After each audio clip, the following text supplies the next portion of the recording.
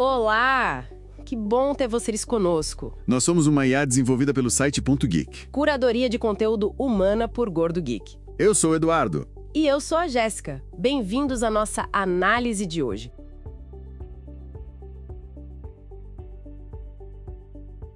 Hoje a gente vai fundo em várias notícias quentinhas de junho de 2025.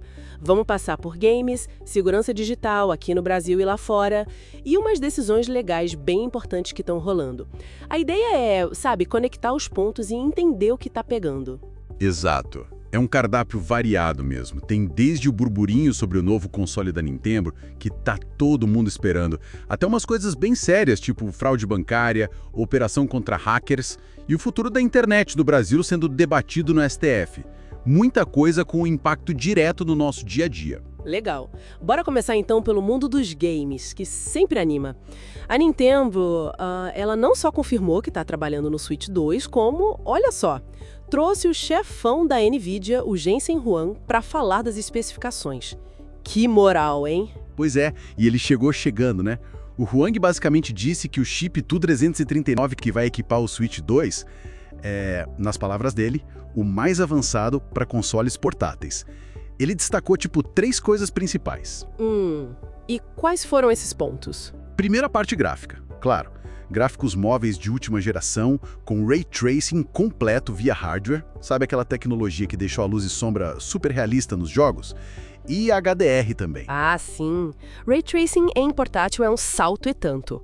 E o que mais? Segundo, uma arquitetura pensada para facilitar a retrocompatibilidade, o que é, assim, um alívio para quem já tem um monte de jogo do Switch original, né? Com certeza. Não perder a biblioteca é fundamental. E o terceiro ponto? Um processador dedicado para inteligência artificial. E tudo isso, segundo ele, com um consumo de energia baixo, o que é crucial para um portátil. Interessante ele ter mencionado a IA e essa conexão que ele fez com a visão do antigo presidente da Nintendo, o Satoru Iwata, foi legal também. E lembrando, né, a base gráfica é a arquitetura Ampere da NVIDIA, a mesma das placas RTX 30, mas, claro, customizada para o console. Exatamente. É um chip customizado, não é algo que você compra na prateleira. E se a gente compara com o Switch 1, a diferença é brutal. Coloque em números para a gente ter uma ideia. Olha, de forma bem resumida, a CPU vai de 4 núcleos A57 para 8 núcleos A78C. Muito mais poder de processamento bruto. A GPU, essa é a parte mais impressionante, pula de 256 núcleos Maxwell para 1536 núcleos Ampere. É mais de 6 vezes a capacidade gráfica. Uau! 6 vezes? Pois é. E a memória RAM também triplica. Vai de 4 GB LPDDR4 para 12 GB LPDDR5X. E o mais importante, a quantidade de memória disponível para os jogos também aumenta muito, de uns 3.2 GB para 9 GB. Isso abre um mundo de possibilidades para os desenvolvedores. Realmente parece um salto de geração bem claro. Agora, saindo um pouco do chip e indo para a carcaça. Tem o pessoal que não perde tempo, né? Já estão desmontando o Switch 2 por aí. Vi um vídeo do canal ProModding e parece que surgiram umas preocupações. Sempre tem os apressadinhos, né? E essa desmontagem levantou umas bandeiras amarelas sobre a durabilidade e, principalmente, a reparabilidade do console. Tipo o quê? Bom, eles encontraram parafusos escondidos debaixo de adesivos, ali onde os Joy-Cons encaixam. Isso dificulta muito a abertura e pode até danificar o plástico se não tomar cuidado. Para tirar a tampa traseira também tem uns truques, precisa pressionar uns interruptores que também ficam sobre adesivos. Não é muito amigável para quem quer consertar em casa, sabe? Entendi. Complica a vida do pessoal do faça você mesmo. E sobre a fragilidade que você mencionou? Parece que a tampa traseira e aquele suportezinho, kickstand, continuam sendo pontos fracos. O youtuber comentou que eles podem quebrar com uma certa facilidade, mesmo no uso normal. Por dentro, deu para ver o chip da NVIDIA, claro, e a pasta térmica. Ah, pasta térmica. Igual a do primeiro? Pelo que ele mostrou, sim. A recomendação continua sendo a mesma. Se você quer garantir a longevidade, talvez valha a pena trocar por uma de melhor qualidade depois de um tempo. Faz sentido. E os Joy-Cons? Alguma melhoria visível ali? O encaixe parece um pouco mais firme, segundo ele, Mas ainda assim tinha uma pequena folga, nada que comprometesse, mas não é aquele encaixe super sólido. E o veredito sobre reparabilidade? Deram nota? O Promod não chegou a dar uma nota formal de reparabilidade, mas ele lembrou que o iFixit, que é referência nisso, rebaixou a nota do Switch original recentemente para 4 de 10. Então fica aquela pulga atrás da orelha se o Switch 2 vai seguir o mesmo caminho de ser meio chatinho para consertar. Vamos ter que esperar mais análises. Bom, mudando completamente de foco agora, vamos falar de coisa séria. Segurança bancária aqui no Brasil. Tem uma investigação da Polícia Federal sobre uma suposta fraude interna milionária na Caixa Econômica Federal. Usando o Pix, o valor estimado é de 11 milhões de reais. Pois é, uma notícia preocupante. O que está sendo investigado, o modus operandi suposto, é que um funcionário, alguém num cargo de confiança, teria usado o acesso privilegiado que tinha aos sistemas do banco para fazer transferências via Pix para contas de terceiros. Contas laranja, provavelmente. 11 milhões? É muito dinheiro. Demais. E a estratégia depois seria pulverizar esses valores rapidamente, sabe? Transferir para várias outras contas para dificultar o rastreamento e a recuperação do dinheiro. A Caixa, claro, diz que está colaborando com a PF e reforçando os controles internos. Eu vi uma análise interessante do Luiz Guardiero, da Portão 3, sobre isso. Ele comentou que, mesmo com tecnologias ágeis como o Pix, o fator humano e os controles internos são cruciais. Não adianta ter a tecnologia se o processo tem brecha. Exatamente. O Pix é instantâneo, o que é ótimo para o usuário, mas exige uma vigilância redobrada das instituições financeiras. Qualquer brecha pode ser explorada muito rapidamente. Esse caso, se confirmado, reforça demais a importância de protocolos de segurança robustos, monitoramento constante de transações suspeitas e, claro, treinamento e verificação contínua dos funcionários com acesso a sistemas sensíveis. É a velha história, a corrente é tão forte quanto seu elo mais fraco, né? Perfeito.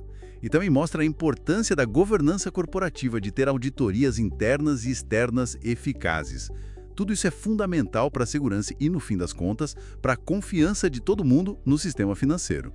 E falando em Polícia Federal e crimes digitais, eles também agiram em outra frente, lá em Santa Catarina. Teve a segunda fase da Operação CryptoScam. O alvo foi um grupo de hackers baseado em Balneário Camboriú. Isso.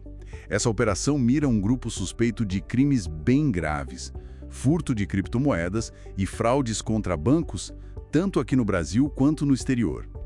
Nessa segunda fase foram cumpridos 3 mandados de busca e apreensão, 2 em Balneário Camboriú e 1 na cidade vizinha, Itapema. E quem eram os alvos dessa vez? Os alvos dessa fase são pessoas suspeitas de ajudar o núcleo principal do grupo a lavar o dinheiro e os bens obtidos com os crimes. Sabe, usar o dinheiro ilícito para comprar imóveis, carros de luxo, essas coisas, para tentar dar uma aparência legal para ele. Mostra que a investigação está indo além dos executores diretos da fraude. Entendi. E teve alguma medida financeira contra eles? Sim. A Justiça Federal de Joinville determinou o bloqueio de bens e valores de 7 pessoas físicas e 2 empresas ligadas a esse esquema de lavagem. É uma forma de tentar recuperar parte do prejuízo e descapitalizar o grupo. E essa operação já tinha tido uma primeira fase, né? Exato. A primeira fase foi no mês passado. E lá foram presos os supostos líderes do grupo, acusados de organização criminosa, fraude bancária e lavagem de dinheiro. A investigação continua, buscando desmantelar toda a rede. Mostra como o cibercrime, especialmente envolvendo criptoativos, continua sendo um desafio grande e um foco importante para a polícia. Parece que as operações estão ficando mais complexas para pegar não só quem aperta o botão, mas quem está por trás ajudando a limpar o dinheiro. Agora vamos para o mundo jurídico, que também está agitado. O Supremo Tribunal Federal, STF, retomou um julgamento importantíssimo sobre o Marco Civil da Internet. Ah, sim. O julgamento sobre a constitucionalidade do famoso artigo 19. É um tema que mexe diretamente com o funcionamento das plataformas digitais aqui no Brasil, tipo redes sociais, aplicativos de mensagem. O presidente do STF, ministro Barroso, fez questão de dizer que não se trata de criar censura ou legislar sobre o tema, mas sim de julgar casos específicos que chegaram lá. É importante essa distinção que ele fez. O artigo 19, para quem não lembra, estabelece a regra geral. As plataformas digitais, Facebook, Google, etc., não são responsáveis pelo conteúdo que os usuários postam. Elas só passam a ser responsáveis se descumprirem uma ordem judicial específica para remover aquele conteúdo. Ou seja, a regra hoje é: sem ordem do juiz, a plataforma não precisa tirar do ar e não paga indenização. Em regra, sim. Mas o próprio ministro Barroso citou exemplos de conteúdos que são claramente inaceitáveis e ilícitos, como pedofilia, terrorismo, incitação a crimes. A grande discussão no STF é justamente essa. Essa regra da necessidade de ordem judicial vale para tudo? Ou existem situações, talvez de conteúdos obviamente ilegais ou que causam danos muito graves, em que a plataforma deveria agir mais rápido, talvez só com uma notificação da vítima, e, nesses casos, ela deveria indenizar se não agir? É uma linha tênue, né? Entre proteger a liberdade de expressão e coibir abusos e crimes. E como está a votação por lá? Bom, o julgamento foi retomado com o voto do ministro André Mendonça, que pediu vista anteriormente. Antes dele, 3 ministros já tinham votado. Todos eles propondo alguma forma de flexibilizar essa exigência da ordem judicial prévia, mas cada um com uma ideia diferente. Quem já votou e o que propuseram? O ministro Dias Toffoli, que foi o relator original lá atrás, votou pela inconstitucionalidade total do artigo 19. Ele acha que a responsabilidade deveria seguir a regra do artigo 21, que fala sobre dados pessoais e prever responsabilidade a partir de notificação extrajudicial. Ou seja, para ele, bastaria a vítima notificar a plataforma para ela já ser responsável se não agir? Basicamente isso. Já o ministro Luiz Fux propôs uma diferenciação. Para conteúdos que violem direitos fundamentais ou configurem crimes graves, a remoção deveria ser imediata após notificação. Para outros casos, como ofensas à honra ou imagem, a notificação já seria suficiente para a plataforma ser responsabilizada se for omissa. Uma solução intermediária, então. Sim. E o ministro Barroso, atual presidente, também apresentou uma posição intermediária, mas um pouco diferente. Ele defende manter a exigência de ordem judicial para casos de crimes contra a honra, calúnia, difamação, injúria. Mas acho que a notificação extrajudicial deveria bastar para outros tipos de conteúdo ilícito. E ele foi além. Defendeu que as plataformas têm o dever de usar seus algoritmos para evitar a circulação de conteúdo evidentemente ilícito, até mesmo em plataformas de e-commerce. Nossa, essa parte dos algoritmos é bem impactante também. Sem dúvida. São visões bem diferentes sobre como equilibrar os pratos da balança. O resultado final desse julgamento no STF pode realmente redesenhar as obrigações e a responsabilidade das plataformas digitais que operam aqui no Brasil. A gente está só reportando as diferentes posições que foram apresentadas até agora, claro.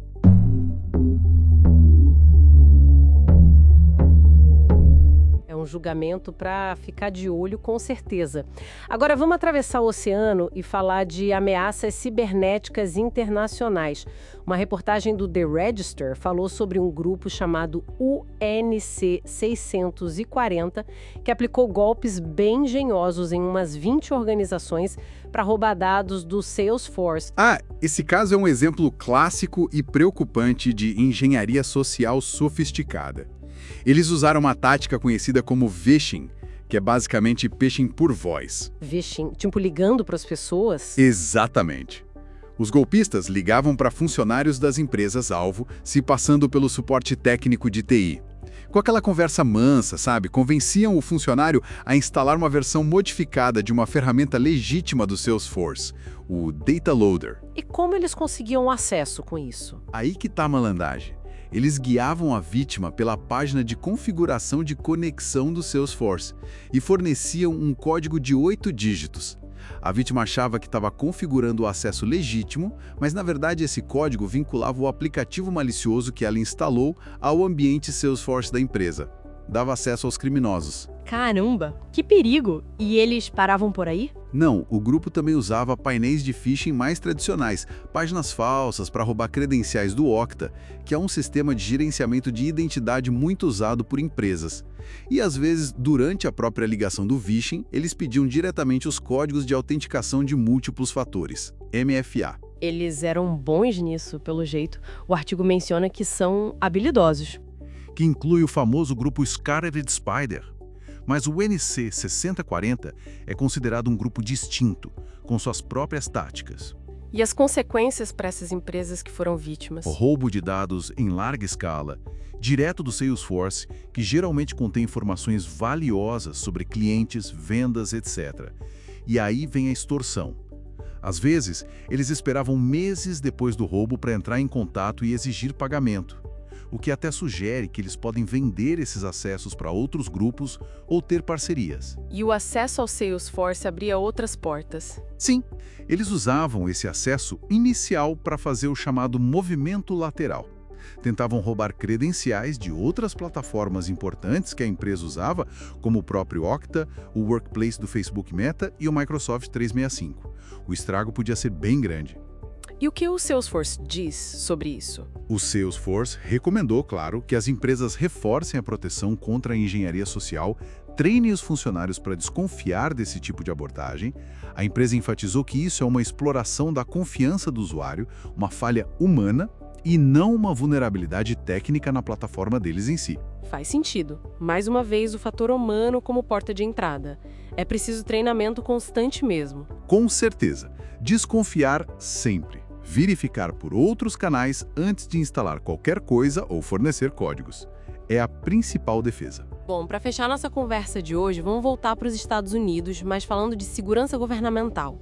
Saiu um relatório do GAO, que é tipo o Tribunal de Contas da União deles, apontando falhas num sistema bem importante, o Login.gov. Isso, Login.gov é um serviço de identidade digital unificado que o governo americano oferece para facilitar o acesso dos cidadãos a serviços de várias agências. E o problema apontado pelo GAO é um tanto básico, mas crítico. Falhas nos testes de backup. Como assim? Eles não fazem backup? Eles fazem. O Login.gov, que é gerenciado pela GSA, General Services Administration, tem sim políticas e procedimentos para fazer cópias de segurança dos dados. O X da questão, segundo o GAO, é que a GSA não conseguiu demonstrar que a sua política de testar esses backups regularmente está sendo efetivamente implementada e se esses testes são eficazes. Ah, entendi. Fazer backup é uma coisa, garantir que ele funciona na hora H é outra, né? Exatamente. Sem testes regulares e comprovadamente eficazes, existe uma incerteza muito grande se, em caso de um ataque hacker destrutivo, uma falha grave de sistema ou um desastre natural, eles conseguiriam de fato restaurar o serviço usando esses backups. O GAO alerta para um risco de perda completa de dados necessários para a funcionalidade do sistema. É importante frisar isso. Dados para a funcionalidade do sistema, não necessariamente os dados pessoais dos usuários que estão lá dentro, certo? Correto. Pelo menos foi o que um oficial do GAO esclareceu na reportagem. O risco maior apontado é a indisponibilidade do serviço por um longo período ou até permanentemente, se os backups falharem na restauração. Imagina o caos se milhões de pessoas não conseguissem acessar serviços essenciais do governo. E qual foi a justificativa da GSA para essa falha nos testes? Eles alegaram falta de pessoal qualificado na equipe de segurança responsável por isso. Mas disseram que essa questão de pessoal foi resolvida em janeiro de 2024. Só que mesmo com a equipe completa, até a data do relatório, estamos falando aqui de junho de 2025, eles ainda não tinham conseguido comprovar para o GAO que a política de testes estava implementada e funcionando como deveria. Ou seja, a política existe no papel, mas a prática ainda não está 100% comprovada. Exato. E esse problema se soma a outras questões que o Login.gov já enfrentou. O próprio GAO já tinha apontado em relatórios anteriores que o sistema demorou para cumprir certos padrões de segurança de identidade digital, o nível IAO2, o que fez com que muitas agências governamentais tivessem que gastar uma fortuna, mais de 200 milhões de dólares entre 2020 e 2023, contratando serviços de verificação de identidade de empresas terceiras. Nossa, que complicação! Pois é. E ainda tinham outras recomendações do GAO, de outubro de 2024, sobre desafios técnicos e a falta de um plano para registrar e aplicar lições aprendidas com problemas passados que também não tinham sido totalmente resolvidas. E teve alguma coisa sobre demissões recentes que poderia afetar isso? A reportagem menciona brevemente que ocorreram demissões recentes na GSA que poderiam potencialmente afetar equipes relacionadas à tecnologia e segurança, como a 18F, que é uma consultoria digital dentro do governo. Não liga diretamente às falhas no teste de backup, mas adiciona um contexto de possíveis instabilidades ou mudanças na estrutura que gerencia o login.gov. Mostra como manter esses sistemas governamentais críticos funcionando bem e de forma segura é um desafio constante e bem complexo. É verdade. Uma falha aparentemente simples, como não testar backup direito, pode ter consequências enormes num sistema dessa escala. Sem dúvida. É um lembrete de que a gestão de TI, especialmente no setor público, exige atenção contínua aos detalhes e processos rigorosos.